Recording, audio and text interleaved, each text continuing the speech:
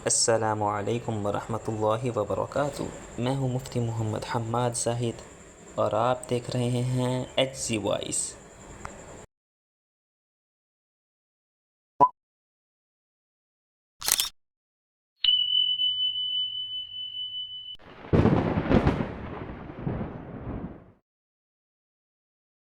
دوستوں، پچھلے ایپیسوڈ میں آپ نے جانا تھا کہ حضرت مہدی علیہ السلام حضرت حسن رضی اللہ عنہ کی اولاد میں سے ہوں گے۔ اس کی ایک وجہ تو ہم نے پچھلے ایپیسوڈ میں بیان کر دی تھی۔ اگر آپ نے وہ ایپیسوڈ نہیں دیکھا تو مہربانی کر کے ضرور دیکھ لیں تاکہ آپ کو تمام باتیں مکمل سمجھ میں آ جائیں۔ اس ایپیسوڈ میں ہم حضرت مہدی علیہ السلام کے حضرت حسن رضی اللہ عنہ کی اولاد میں سے ہونے کی دوسری وجہ بیان کریں گے، اور اس کے ساتھ ساتھ حضرت مہدی علیہ السلام کا ظہور کس طرح سے ہوگا اور کہاں سے ہوگا یہ بات بیان کریں گے۔ تو ویڈیو کو اینڈ تک ضرور دیکھیے اور ہمارے ساتھ بنے رہیے تاکہ آپ کو تمام باتیں اچھے طریقے سے سمجھ میں آ جائیں۔ حضرت مہدی علیہ السلام کے حضرت حسن رضی اللہ عنہ کی اولاد میں سے ہونے کی دوسری وجہ یہ ہے کہ حضرت علی رضی اللہ عنہ کی شہادت کے بعد حضرت حسن رضی اللہ عنہ خلیفہ بنے تھے اور ان کی خلافت 6 مہینے تک رہی تھی۔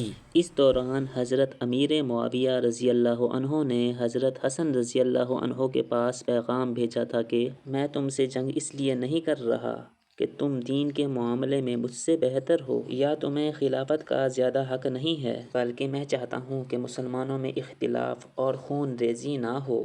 اگر تم خلافت مجھے سونپ دو تو میں وعدہ کرتا ہوں کہ تمہارے ساتھ عدل و انصاف کروں گا، تمہارے حقوق محفوظ رہیں گے اور امت ایک جھنڈے تلے جمع ہو جائے گی۔ جب حضرت حسن رضی اللہ عنہ نے حضرت امیر معاویہ کا یہ پیغام سنا اور اس کے ساتھ ساتھ یہ بھی دیکھا کہ اہل عراق جو ان کے ساتھ تھے وہ کمزور ہیں اور جنگ کے اندر غیر سنجیدہ ہیں، اس کے برخلاف حضرت معاویہ رضی اللہ عنہ کی فوج مضبوط بھی ہے اور ان کے سپہ سالار تجربہ کار بھی ہیں، مسلمانوں میں مزید خون خرابہ ہونے والا ہے۔ جس طرح حضرت علی رضی اللہ عنہ کے دور میں حضرت علی رضی اللہ عنہ اور حضرت امیر معاویہ کی جنگ کے اندر خون خرابہ ہوا تھا، تو حضرت حسن رضی اللہ عنہ نے حضرت امیر معاویہ رضی اللہ عنہ سے صلح کر لی تھی اور خلافت کو چھوڑ کر حضرت امیر معاویہ رضی اللہ عنہ کو خلیفہ بنا دیا تھا۔ تو اب آپ یہاں پر یہ دیکھیں کہ حضرت حسن رضی اللہ عنہ نے اس وقت خلافت کو چھوڑ دیا تھا تاکہ مسلمانوں کے اندر خون ریزی نہ ہو، اور ان کی خاطر اپنی خلافت کو قربان کر دیا تھا۔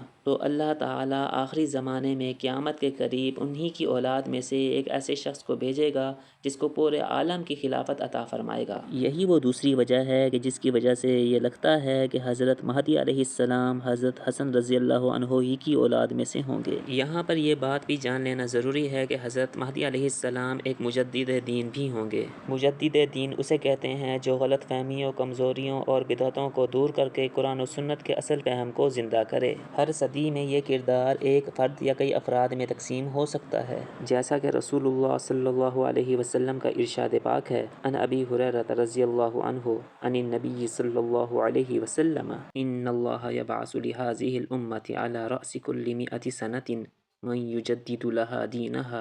رسول اللہ صلی اللہ علیہ وسلم نے فرمایا، اللہ تعالیٰ اس امت کے لیے ہر صدی کے آغاز پر ایک ایسا شخص بھیجتا ہے جو اس کے دین کی تجدید کرتا ہے۔ تو پیارے دوستوں، اس حدیث سے یہ پتہ چلتا ہے کہ مجدد دین صدی کے شروع میں آتا ہے، اور کیونکہ حضرت مہدی علیہ السلام بھی مجدد دین ہوں گے لہٰذا وہ صدی کے شروع میں آئیں گے۔ یعنی مجدد دین کی پیدائش سن 1 ہجری سے لے کر سن 50 ہجری تک ہوتی ہے۔ اس کا مطلب یہ ہے کہ اگر مہدی علیہ السلام نے اس صدی میں آنا ہوا تو ان کی پیدائش سن 1401 ہجری سے لے کر سن 1450 ہجری تک ہو گئی ہوگی۔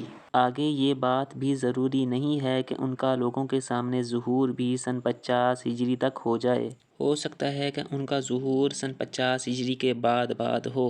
باقی غیب کی باتوں کا علم تو صرف اللہ ہی کو ہے کہ وہ کب آتے ہیں، کس صدی میں آتے ہیں۔ دوستوں، اگر آپ کو کوئی بات سمجھ میں نہ آئی ہو یا کوئی بات پوچھنی ہو تو کمنٹ میں آپ پوچھ سکتے ہیں۔ اپنے میزبان محمد حماد زاہد کو دیجیے اجازت۔ السلام علیکم ورحمۃ اللہ وبرکاتہ۔